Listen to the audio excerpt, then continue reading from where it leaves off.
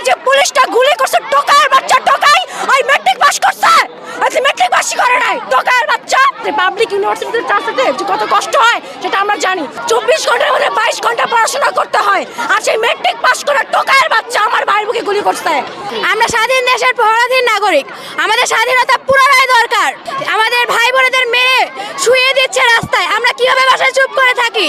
জনহিত ভাইয়ের কি দোষ ছিল? সে একজন মেধাবী স্টুডেন্ট ছিল, সে একটা পাবলিকে পড়া স্টুডেন্ট আর যে পুলিশটা গুলি করছে টোকার বাচ্চা টোকাই ওই ম্যাট্রিক পাস করছে আচ্ছা ম্যাট্রিক পাসই করে নাই টোকার বাচ্চা ও একটা স্টুডেন্ট একটা পাবলিক ইউনিভার্সিটিতে ট্রান্সফারে যে কত কষ্ট হয় সেটা আমরা জানি। দিনে 22টা ঘন্টা পড়াশোনা করে আমরা চান্স পাই, 24 ঘন্টার মধ্যে 22 ঘন্টা পড়াশোনা করতে হয় আর সেই ম্যাট্রিক পাস করা টোকার বাচ্চা আমার ভাইয়ের বুকে গুলি করছে। মুক্তিযোদ্ধা তো মরে গেছে, সে কবে?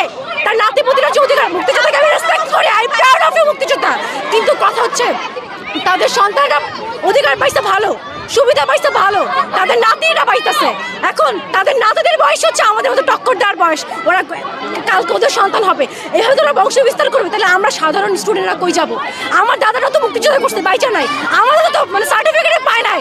আমার দাদা বলছে যে আমি মুক্তিযোদ্ধা করছি, আমি জানি আমি কি মুক্তিযুদ্ধ করছি, আমাকে লোক দেখানোর দরকার নাই। সেই আমলে সার্টিফিকেট যারা করে নাই মুক্তিযোদ্ধা ওরাও যায় লাইন ধরে যায় সার্টিফিকেট নিতে। আমার দাদা ছিল পিওর মুক্তিযোদ্ধা, উনি সার্টিফিকেট নেয় নাই। আমার নানার মুক্তিযোদ্ধার কোঠা আছে, বাট আমি নিজে কখনো যাই নাই। দেশ কারা স্বাধীন করছিল? আমাদের মতো ছাত্ররা স্বাধীন করছিল। আমাদের মতো ছাত্র যেরকম দেশ রক্ষা করতে পারে আমরা মরতে পারবো, তারপরে আমরা আমাদের অধিকার আদায় করে ছাড়বো।